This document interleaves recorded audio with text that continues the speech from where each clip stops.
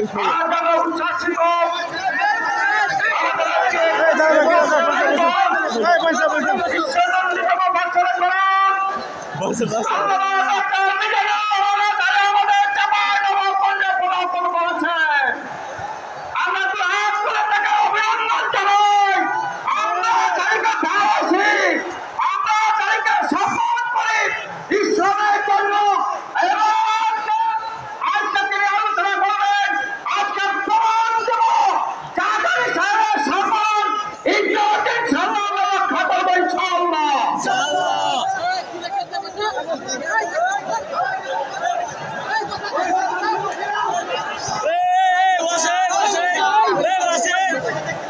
সম্মানিত উপস্থিতি আজকে মঞ্চে আমাদের মাঝে উপস্থিত আছেন বিশ্বনন্দিত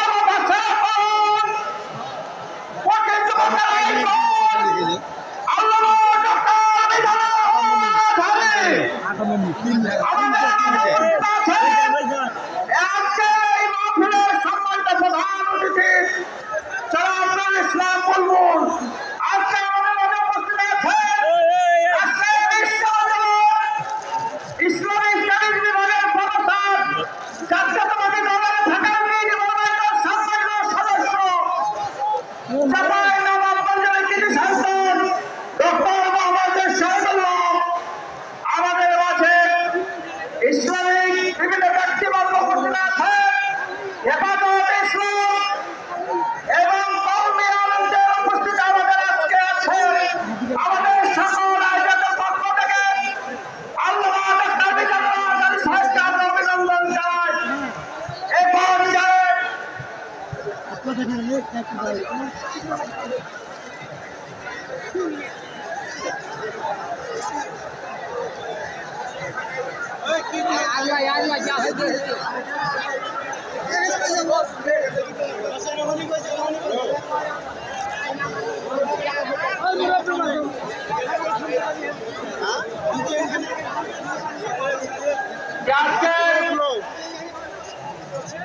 এই মর্যাদা পূর্ণ হইতে আসে যে তাফসীরের কোরআন মাহফিলে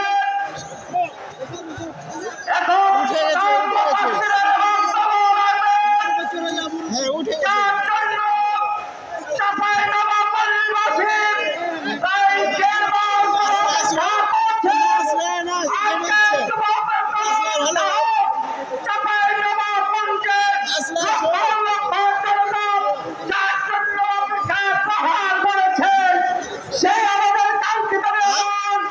বিশ্বনন্দিত বিশিষ্ট ইসলামী আজকে প্রধান মুফাসসিরের বক্তব্য রাখছেন জনাব ডক্টর মিজানুর রহমান আজারী।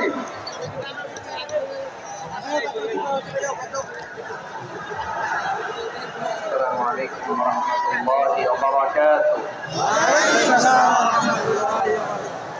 إن الحمد لله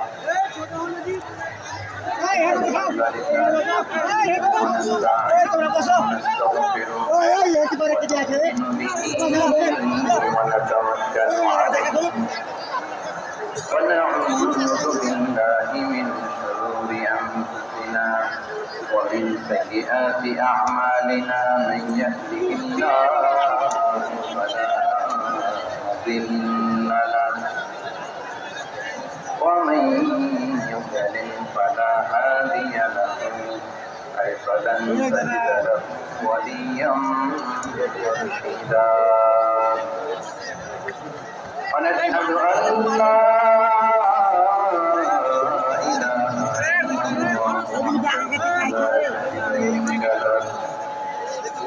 والذي لا مثل له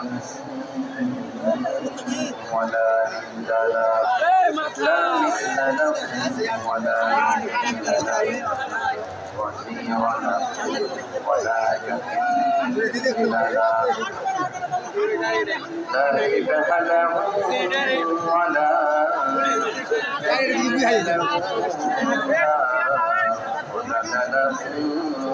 ولا ضالل له وهو الواحد الصمد لم يلد ولم يولد ولم يكن له كفوا أحد ونشهد أن سيدنا ونبينا وحبيبنا وبشيرنا ونذيرنا وطبيبنا وطبيب قلوبنا وحبيبنا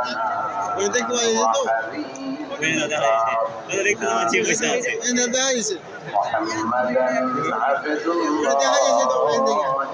ওখানে বড় পাত্র দেখতে পাচ্ছি, বড় পাত্র অরিজিনাল দেখতে পাওয়া যাবে।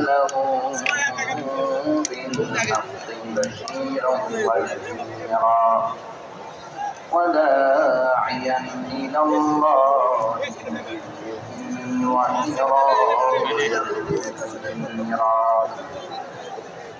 أما بعد فقد قال الله تعالى في كلامه المجيد وفي قرآنه الحميد أعوذ بالله من الشيطان الرجيم بسم الله الرحمن الرحيم شهر رمضان الذي أنزل فيه القرآن هدى للناس وبينات من الهدى والفرقان إن الله وملائكته يصلون على النبي يا أيها الذين آمنوا صلوا عليه وسلموا تسليما اللهم صل على محمد وعلى آل محمد كما صليت على إبراهيم وعلى آل إبراهيم إنك حميد مجيد اللهم بارك على محمد وعلى آل محمد كما باركت على إبراهيم وعلى آل إبراهيم إنك حميد مجيد সকল প্রশংসার মালিককে আল্লাহ, সকল ক্ষমতার উৎসকে আল্লাহ, কেউ যেটা পারে না পারেন কে আল্লাহ, কেউ যেটা দেখে না দেখেন কে আল্লাহ, কেউ যেটা শোনে না শোনেন কে আল্লাহ। আল্লাহ রাব্বুল ইজ্জা ওয়াল জালালের দরবারে আমরা শুকরগুজার হচ্ছি, আমরা সবাই করছি কালিমাতুশ শুকর আলহামদুলিল্লাহ আলহামদুলিল্লাহ। প্রিয় চাপাই নবাবগঞ্জবাসী গলা ছেড়ে দিয়ে আওয়াজ করে আমার সাথে পড়ুন রব্বানা লাকাল হামদ রব্বানা লাকাল হামদ হামদান কাসীরান হামদান কাসীরান তাইয়িবান তাইয়িবান মুবারাকান ফি ইয়া রাব্বি লাকাল হামদু কামা ইয়ানবাগি লিজালালি ওয়াজহিকা ওয়া আযীমি সুলতানিকা لك الحمد بالإيمان لك الحمد بالإسلام لك الحمد بالقرآن আমার প্রিয় ভাইয়েরা আপনারা সবাই ভালো আছেন আলহামদুলিল্লাহ। আপনি কেমন আছেন? সুস্থ আছেন সবাই আলহামদুলিল্লাহ। জোহরের সালাত আদায় করতে পেরেছেন তো জামাতে ইনশাআল্লাহ? দুপুরের খাবার খেয়েছিলেন? না, আমিও খাই নাই। আপনারা খান নাই, আমিও খাই নাই। নেমেই চলে আসছি, না খেয়ে চলে আসছি। শুনলাম যে লাখো লাখো ইসলাম প্রিয় কোরআন প্রিয় তৌহিদি জনতা আজকে এখানে একত্রিত হয়েছে। চলে এসেছি সরাসরি আলহামদুলিল্লাহ। প্রিয় ভাইয়েরা, আপনারা জানেন যে এটা আমার বিভাগীয় সফরের এবছরের আল্লাহর অশেষ মেহেরবানিতে সর্বশেষ বিভাগীয় সফর রাজশাহী বিভাগের প্রোগ্রাম এই চাঁপাইনবাবগঞ্জে হচ্ছে আলহামদুলিল্লাহ। আলহামদুলিল্লাহ। আমি সবাইকে অন্তরের অন্তঃস্থল থেকে শুকরিয়া জানাই যারা এই প্রোগ্রামে আপনারা অংশগ্রহণ করেছেন। আমি অন্তরের অন্তঃস্থল থেকে ধন্যবাদ এবং মোবারকবাদ জানাতে চাই আজকের প্রোগ্রামের অর্গানাইজিং কমিটিকে। খুব সম্ভবত জাবালুন নূর ফাউন্ডেশনের উদ্যোগে আজকের চাঁপাইনবাবগঞ্জের এই ঐতিহাসিক তাফসীরুল কোরআনের প্রোগ্রাম আয়োজন হয়েছে। দীর্ঘ অনেক দিন অনেক কষ্ট করে অনেক প্ল্যান করে প্রোগ্রাম করে পুরো জেলা শহর বিভাগীয় শহরের সব ক্যাপাসিটিকে একসাথে করে ওনারা আজকের এই চমৎকার কোরআনের বাগানকে সাজিয়েছেন। আমি অন্তরের অন্তঃস্থল থেকে এই জাবালুন নূর ফাউন্ডেশনকে ধন্যবাদ দিতে চাই। আজকের প্রোগ্রামে উপস্থিত আছেন চাঁপাইনবাবগঞ্জ জেলার সম্মানিত ব্যবসায়ী বৃন্দ, চাকরিজীবী বৃন্দ, সমাজ সেবক বৃন্দ, ছাত্র জনতা, পর্দার আড়ালে মায়েরা, বোনেরা, আইন শৃঙ্খলা বাহিনী, প্রশাসনের ভাইয়েরা, বিশেষ করে সেনাবাহিনী, র্যাব, বিজিবি, ভলান্টিয়ার, সাংবাদিক বন্ধুরা, মিডিয়া কর্মী, ইউটিউবার, আমি সবাইকে অন্তরের অন্তঃস্থল থেকে শুভেচ্ছা এবং মোবারকবাদ জানিয়ে শুরু করছি। আমি ধন্যবাদ দিতে চাই আজকের প্রোগ্রামের সম্মানিত সভাপতি মহোদয়, প্রধান অতিথি মহোদয়, বিশেষ অতিথি মহোদয় বৃন্দদেরকে যারা আজকের প্রোগ্রামে উপস্থিত হয়ে প্রোগ্রামের সৌন্দর্যকে তারা বাড়িয়েছেন, অলঙ্কৃত করেছেন। আলহামদুলিল্লাহ। আমি সবাইকে শুকরিয়া, মোবারকবাদ এবং ধন্যবাদ জানিয়ে শুরু করছি। প্রিয় ভাইরা, আমরা নতুন একটি বাংলাদেশ পেয়েছি আলহামদুলিল্লাহ, নতুন ভোরের বাংলাদেশ। এখন আমাদেরকে ঐক্যবদ্ধ থাকতে হবে, বিচ্ছিন্ন থাকলে হবে না, ঠিক কিনা? আমি প্রায় বলি যখন আমরা একা থাকি তখন আমরা ব্যক্তি, যখন আমরা সবাই মিলি তখন আমরা শক্তি। আমাদের এই ইউনিটি, আমাদের এই ঐক্যবদ্ধ শক্তিকে আগামীর ইসলামের জন্য কাজে লাগাতে হবে। চিল্লায় বলেন ঠিক কিনা? Especially the Gen Z of Chapainababganj, the Gen Z of Rajshahi, তোমরা দেখিয়ে দিয়েছ কিভাবে জালেমকে শায়েস্তা করতে হয়। আল্লাহু আকবার। চোখের ইশারায় কি তাদের কানেক্টিভিটি, কি তাদের বোঝাপড়া। 16-17 বছরে যেটা করা যায় নাই, অল্প কয়েক দিনের ব্যবধানে তাদের ইউনিটি গোটা বাংলাদেশকে উজ্জীবিত করেছে। চিৎকার করে বলেন ঠিক কিনা? এই উৎসাহ, এই ইউনিটি, এই সম্প্রীতি আমাদেরকে বজায় রাখতে হবে। এই যে আমরা ইউনাইটেড, আমরা উচ্ছ্বসিত, আমরা একসাথে দেশ গড়ার কাজে ঐক্যবদ্ধ হতে চাই, এটা আবার অনেকের ভালো লাগে না, ঠিক কিনা বলেন? আমাদের সুখ অনেকের ভালো লাগে না। নানামুখী ষড়যন্ত্র। এমন এক দেশের পাশে আমরা প্রতিবেশী হয়ে আসছি, আমাদের অনেক কিছু বুঝে শুনে স্টেপ ফেলতে হয়। চিল্লায় বলেন ঠিক কিনা? আমরা যদি ঐক্যবদ্ধ থাকতে পারি কেউ আমাদের কিছু করতে পারবে না। এই জন্য আগামীর বাংলাদেশ ঐক্যবদ্ধ বাংলাদেশ। আমরা এমন রাজনৈতিক বন্দোবস্ত চাই যেখানে কেউ কাউকে জুলুম করার সাহস দেখাবে না, নতুন করে আর কেউ জালিম হবে না, নতুন করে ফ্যাসিস্ট হওয়ার সাহসটুকু, দুঃসাহসটুকু কেউ দেখাতে পারবে না।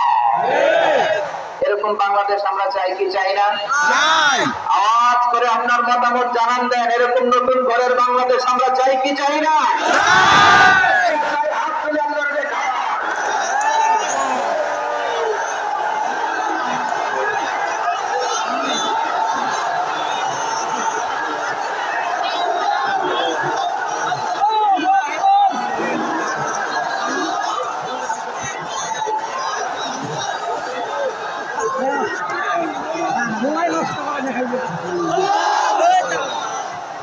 মাশাআল্লাহ, মাশাআল্লাহ। বসুন আমার চাঁপাইনবাবগঞ্জের ভাইয়েরা। আমরা স্বাধীনতার পর থেকে এটাই দেখেছি, লুটপাট, দুর্নীতি, মারামারি, দেশের টাকা পাচার, আছে না নাই? এগুলোর পুনরাবৃত্তি আমরা চাই না। নতুন ভোরের বাংলাদেশে এগুলোর পুনরাবৃত্তি না হোক। ধরে বলেন ঠিক কিনা?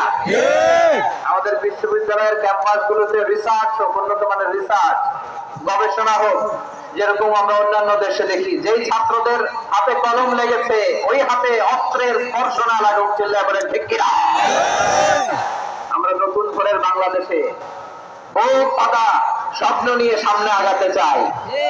এখানে এক রাজনৈতিক দল আর এক রাজনৈতিক দলকে শ্রদ্ধা করবে, সম্মান করবে, এমন নেতা আমরা চাই যে নেতা অসুস্থ হলে আমরা গোটা দেশের জনগণ জায়নামাজ পিছিয়ে মুনাজাতে চোখের পানি ছেড়ে আমার নেতার জন্য কান্না করবো, চিল্লায় বলেন ঠিক কিনা?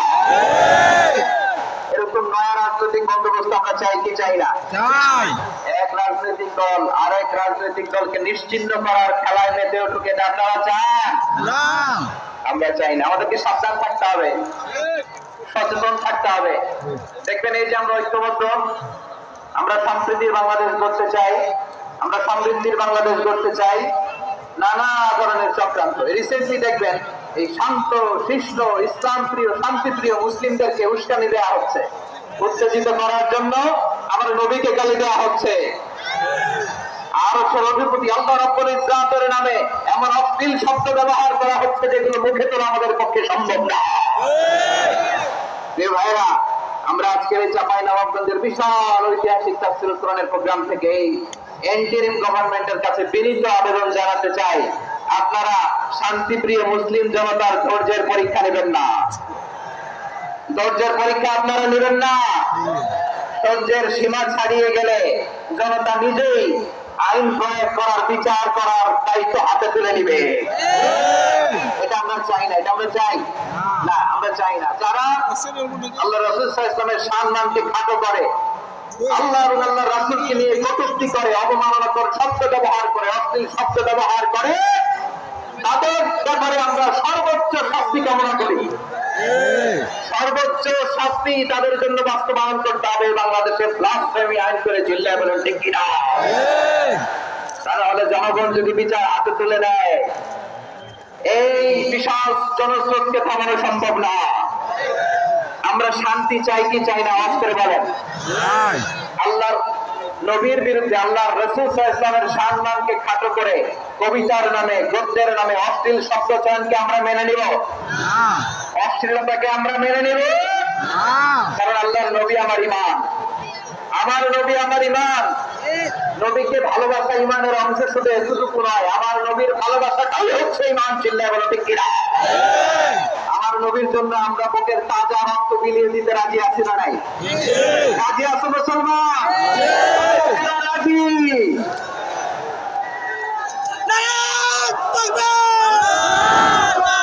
ইসলামের আলো, আল কোরআনের আলো,